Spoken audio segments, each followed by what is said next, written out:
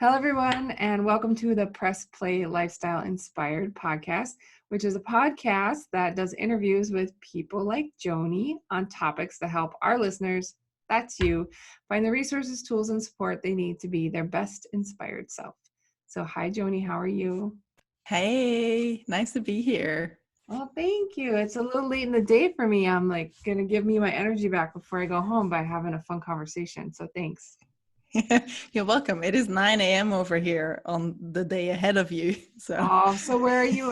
Where are you at? So I'm based in Melbourne in Australia. See, I love Australian people. So I didn't even know for sure that was what I heard in your voice. I had an au pair once from South Korea that left us and went to Australia for her Yeah. second year. Yeah. Yeah, I'm from the same melting pot. I'm originally from Belgium and ended up here. So Yeah, interesting. So what got you there from where you were? Oh, the elusive search for happiness. Oh. And I thought that if I go to a warm country where everyone is fit and healthy, then I'm going to be fit and healthy and happy. How's that working out for you? Well, yeah, I realized soon after landing here that all my baggage came with me, which is partly what set me on this journey. Yeah. Yeah. Oh, that's interesting. So I think a lot of us, what do they find every master was once a mess, right? So we get through our mess and then we figure out how to help other people through their mess. Exactly. So would you like to do just like a brief intro and let people know who you are and what you're doing so they kind of have a context of that? Yeah, for sure. So my name's Joni Seeto, and I'm a coach and hypnotherapist, and I really specialize in helping women who have been dieting for many years, and I help them feel better about food and better about their body without dieting. Oh, so everyone needs you. And then like that's all. We don't even need to talk. No, I'm just kidding. So how long have you been sort of doing this with people?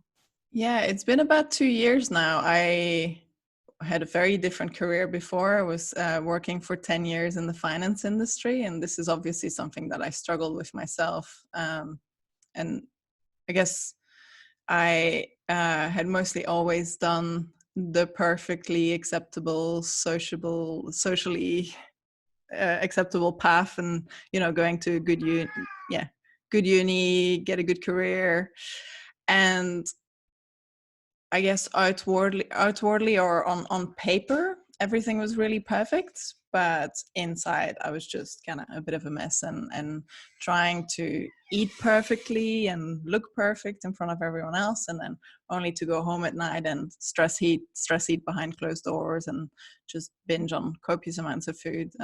Always trying to diet and then fall off the wagon later, as you call it, and I guess I never really realized that it was a thing. I just thought this was my own little thing that I had with food, my own little issue. But when I finally kind of started opening up about it on social media, I created a brand new Instagram account and just kind of started writing as if no one was reading, but people were reading. And after a while, I just started getting messages from women reaching out to me and going, "Oh my God, I do that too." And that's when I kind of realized I wasn't the only one, and I wanted to start sharing more and start helping more people. So that was about 2 years ago. Yeah, that makes sense. I'm a very non-traditional entry here too. I was a software developer for about 20 years.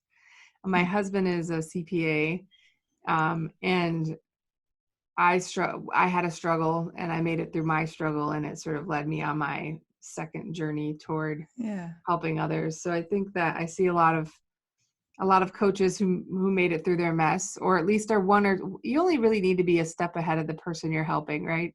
So and I don't know if you said obviously you struggle, but I don't know if we would say that.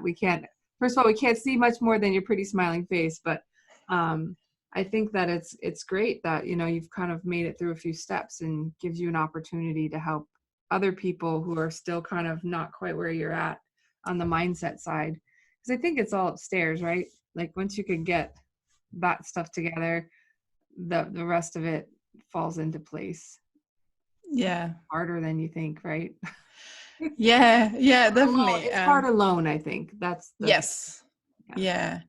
And I think specifically when it comes to emotional eating and binge eating, I mean, there's obviously many issues that come with a lot of shame, but especially I feel like especially binge eating and emotional eating comes with a lot of shame, because in society there's just this kind of common knowing that, oh well, if you want to lose weight, just go on a diet and exercise and you'll be skinny, right? And it's just so assumed that it is easy, and that people who can't achieve that are lazy and have no willpower and no self-control.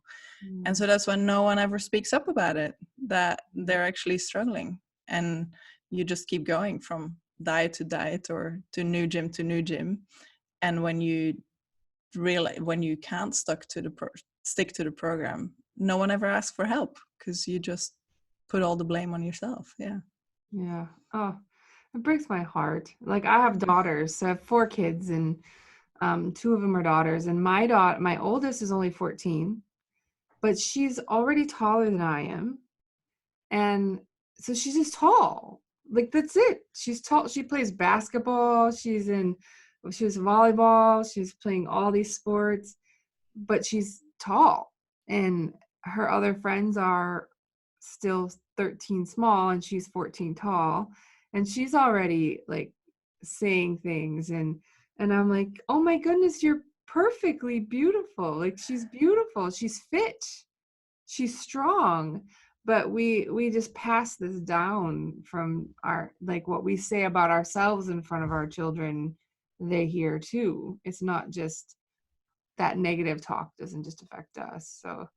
Um so I try to be more mindful of what I say out loud, but I probably are still saying some of those things behind closed doors, I suspect. Yeah, but it's so innate and it's so ingrained in our society, so I wouldn't, feel too bad about about it. We're all human, right? Oh yeah. Oh yeah. I don't think I Yeah. beat myself up too much. My husband, on Mm. the other hand, can just drop 100 pounds like by blinking. So it's just like, what are you doing? So you have this really neat, like a trademark sort of, or a brand that you're working on that I'd love to hear more about, called Weightless. Mm. Would you mind sharing a little bit about that with us? Yeah, absolutely. So Weightless is my program and community that I'm building really for women who have a long history of chronic dieting and not feeling good in their skin, and who might struggle with binge eating or emotional eating. And it's a program I take them to really help them dig deeper into what it is that is truly causing the issue, because even insecurity about our bodies or even emotional eating are still just symptoms of a deeper kind of insecurity. And what I've kind of realized on this journey and this path of really looking for answers is that it all very much starts much earlier than I ever thought it would, but it really starts in the early formative ages, before we're even 7 years old, where we kind of get to a place of, or kind of create beliefs about ourselves that we're not enough and that we're not worthy. And then many women, especially if you grow up in a family where weight was an issue, or body image was an issue, you kind of then around the age of 7, sort of when we switch from the emotional mind over to the conscious mind and the conscious mind comes online, um, suddenly the mind sort of looking around in the world and going, why is it that I don't feel good about myself? And then you look around, or you hear your mom complaining about her tummy, and you're like, oh, well, that must be why I don't feel good enough. Okay, so if I go on a diet and become skinny, then I'll feel good about myself. And so that kind of kickstarts this whole journey. And so we in the Weightless community, I really kind of dig into much deeper into that with women, and help them work on their self-worth, their specific kind of personality types, and kind of core beliefs that they created about themselves in childhood, and then help them heal their relationship with food and with their body. Yeah. Mm. Oh, that sounds like a beautiful change to help someone go through, to accept themselves for everything that's them, because they, it all matters. Yeah, absolutely. And it's really rewarding. Even just last week, one of the ladies in there just kind of posted a message and said, "Oh my God, I finally realized there was never anything wrong with me." And they, and all these years, I thought there was something so wrong with me. And now I realize no one ever taught me to love myself. Oh, I feel like crying. That's so sad. And happy all at once. Yeah, that's yeah. oh, geez. Oh, one of those days, I guess. So what is rapid transformational therapy? Yeah, that's a really great question. So that's a form of hypnotherapy that I've come across in recent months. It was created by a lady named Marissa Peer, who's one of the UK's top therapists, and it really is a combination of therapy and hypnosis that helps people really get to the root of any issue. So the way it works is that in a session we go back under hypnosis, and hypnosis is not like, the kind of Nobody's clucking chickens chuckling. that you see on the stage. So, yeah, no, it's just a really kind of nice, deep, relaxed state,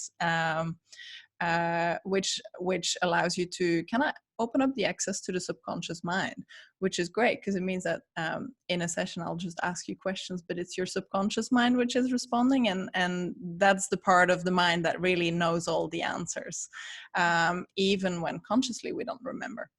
And It's sort of like facilitated meditation, kind of. yeah, in a sense, and it kind of helps people go back to the original memories when they created these beliefs about themselves, and it also helps you kind of access the emotions that you felt in those moments, because very often all of the stuff that happens to us in our life today, right, is really just us getting triggered by old emotions, and so we go back to those moments and really get a true understanding of the roots and the reason why you created this issue or why you're struggling with something. And it's that understanding that really helps people just free themselves permanently from it, rather than continuously applying band-aids over old problems, if that makes sense. Yeah, it does. It's like we do what we know how to do, right? Yeah, That's it. exactly. So, and it Yeah. allows us maybe to find a new way or a new path or a new answer if we're aware that there's a problem, even, right? That, like, I think it's kind of, yeah, that makes sense. Yeah, and the reason I love it so much is because, I mean, there's so many situations in our life where we're just like, I want to do this thing, right? And you're so, like, consciously, you're like so determined to do something, but you keep self-sabotaging for a reason or another, and sometimes you just don't know why. And this kind of helps you get to the source of that and really and become less emotional about things. And the fascinating thing is that most of the time it's not even this like big trauma or anything that happened. I mean, obviously, there's It is to situations. them, right? But Yeah, no, exactly. There's absolutely situations where people have had traumatic experiences in their childhood, and the fascinating thing about those situations is that, when a child experiences something really traumatic, they never realize this is maybe an adult doing weird. something they shouldn't be doing, or they always just assume it's because there's something wrong with them. But it could even be the tiniest thing. Like, I was working with a client, and she really wasn't feeling worthy of love, and kind of, I guess, intimately shutting herself off. And it all came back to a moment when she was 2 years old, where she was crying in her nap, like had a wet nappy, crying out for her dad, and that just wasn't coming. And in that moment, she decided she wasn't worthy of love. And so so I love helping people realize, kind of come to those realizations, and the moment you kind of notice that, it clicks, and it's just like, okay, that wasn't worth ruining my life over. Okay, let's try something different now. I remember I had a friend of mine that she was a caregiving consultant. So she worked with people who helped like take care of their elderly parents and she wasn't hurt, but she was violated, right? At like her space was violated. And it really became this deep-seated trauma for her. And a lot of people around her were like, well, that's not that big of a thing. It kind of like, it almost like every single time someone would dismiss her, it was re-injuring. And now she's in all kinds of therapy now, like she's in her 40s. And it was as much over people belittling her, how important it was in her life, as it was the event itself. And so that's why I try really hard never to think that someone else's pain is just not the same or worse or better. It's all pain. It's all pain. Pain. Absolutely. Pain sucks, right? Yeah. I mean, it has a purpose to have you not do that again, right? But yeah. So I love hearing that too, that there's, you don't know what the thing was that made you not feel loved or worthy or important or worth existing, but it's still damaging. And having someone who's trained sort of help walk you through that can open up an opportunity to live your life not weighed down by that. The weight word. Oh, yeah, that's why it's called Weightless. It's nice. So let's see, I took notes. I'm just looking over. Actually, we covered a whole lot of that. So I kind of asked, so what makes what you do different than what other emotional eating or other health coaches might do? Like, how are you different? Yeah, I think a lot of people assume that if they struggle with weight or they struggle with dieting, they just kind of need to look at the food. But I guess my philosophy is that food or the eating is simply a symptom of something that's going on a little deeper than that. And typical diets, mainstream diets, just kind of tell you what to do, but they never help you understand that there's actually a reason why you're eating. So that's kind of what I help people with, is digging deeper into why they're eating and becoming more mindful of why it is that they're turning to food, sometimes in moments of comfort, but sometimes also if you've been under eating chronically for 20 years, then your body wants food, and that is okay. That is nothing to feel ashamed about. So yeah, that's sort of what makes me different from a typical kind of diet that you go on, is that we look much deeper than the food. And I think my clients always laugh, because after maybe 6 or 7 weeks they'll be like, we still haven't spoken about food. Like, but yet there's all of these things changing. So yeah, that's awesome though. It sounds like you have a great opportunity for women to kick the diet out of the way and just deal with the real stuff. Yeah. And I think it's important that we raise a little bit more awareness about that if you've been doing this for 20 years, if you've been dieting on and off for 20 years, and then another diet isn't going to help you. It's really a kind of deeper mindset change and a deeper look under the hood that's needed. Yeah. Why do you think people continue to, like, if they went on a diet? I'm a great example. I'm sure there's a lot. So we went on this like beach body thing. We had to eat a bunch of powder, which just is stupid because it tastes like crap. And then that didn't work because it was powder. And then my husband decided to go on a keto diet, which was not good for me. I gained like 80 pounds in like a month, and he dropped like 60. It was like, Yeah. and now he's lost it all because he's like, keto doesn't work now. He Yeah. went to something else. And I'm like, can we not go on any more diets? Because I'm just, but why do we keep going back to, like, do we just all hope that there's some magic like pill formula food that's just going to make it all go away? Or like, it's like repeating the same thing. It seems kind of insane. Yeah, humans have really short memories, but also it really kind of gets ingrained into us by the weight loss industry that, oh, if you just do this one thing, you're gonna have abs in 6 weeks and all your problems will be solved. And you know, they are really good at what they do. They're really good at their marketing. They've got psychologists on the boards doing all the marketing, and they know how to play on us, on the human insecurity. And I think body confidence really has nothing to do at all with what your body actually looks like.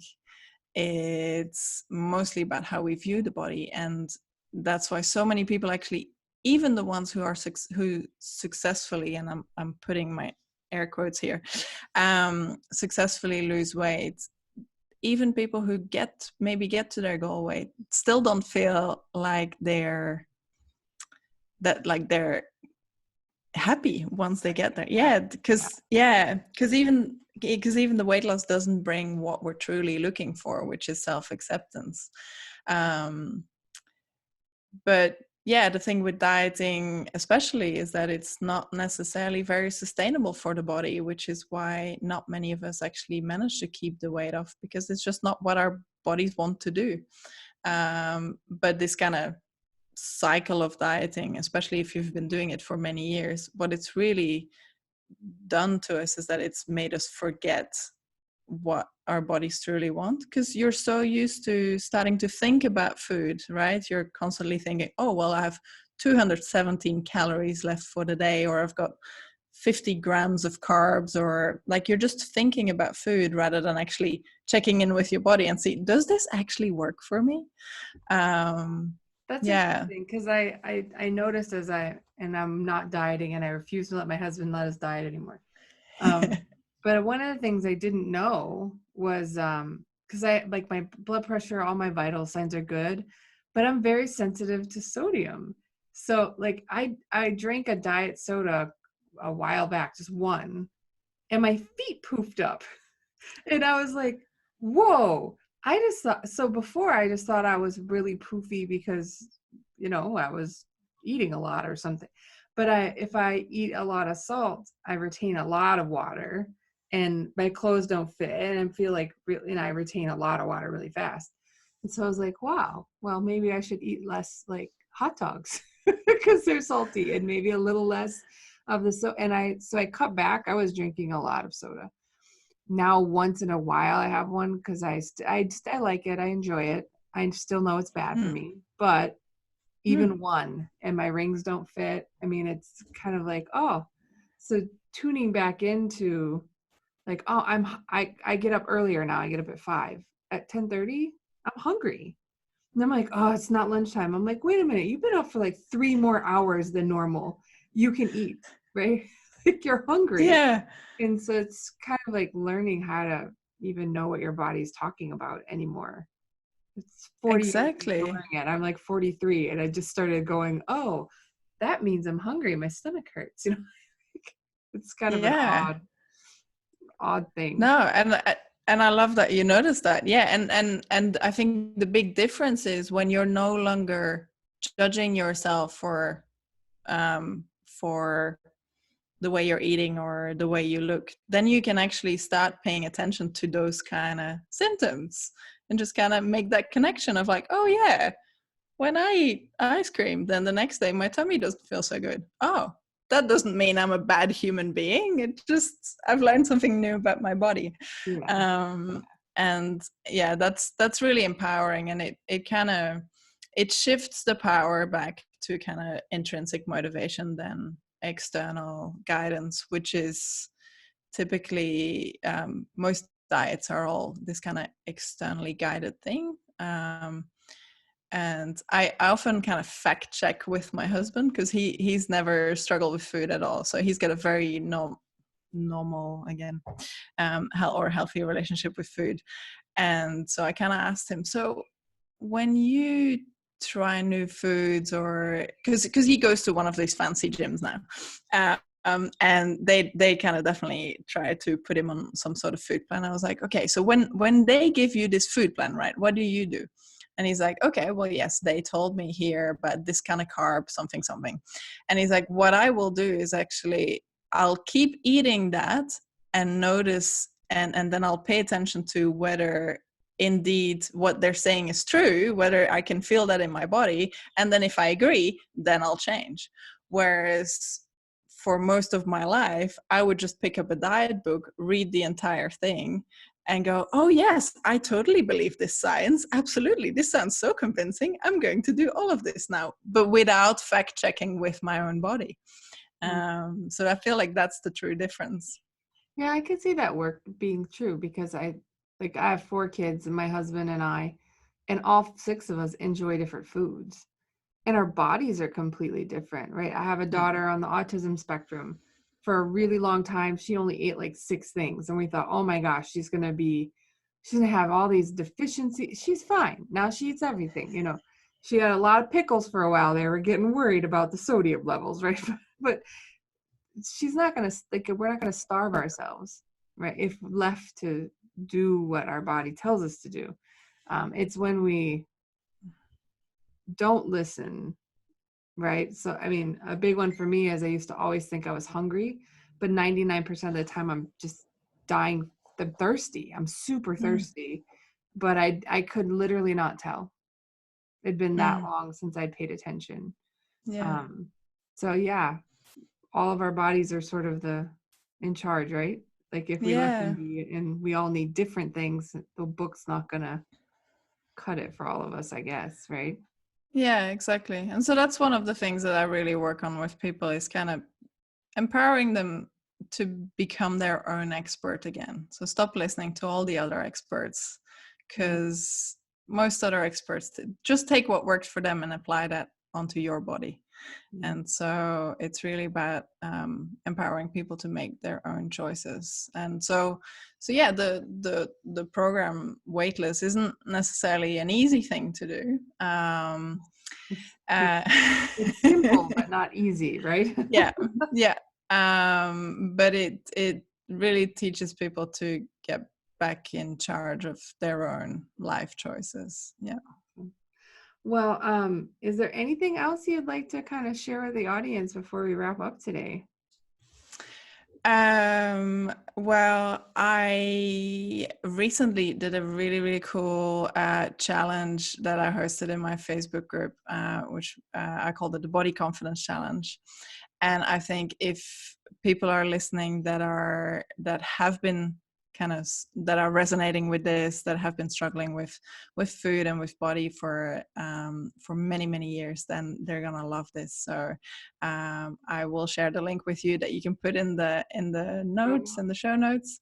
But it's a 5-day challenge. It's really fun and very transformative, actually, for the people who've done it. So that would be a great place to start if you want to learn how to embrace your body and let go of dieting and social conditioning. That is awesome. Well, thank you, Joni, so much for getting up so early on the other side of the world and spending time with us. And I hope that our listeners do find, if they're challenged with emotional eating or binge eating or just feeling like they don't belong in their skin, that they know that there's a resource that they can go to that understands it and is, a couple steps ahead. Cool. Well, thanks for the chat. I really enjoyed meeting you today. Nice meeting you too. I'll see you soon. Bye-bye.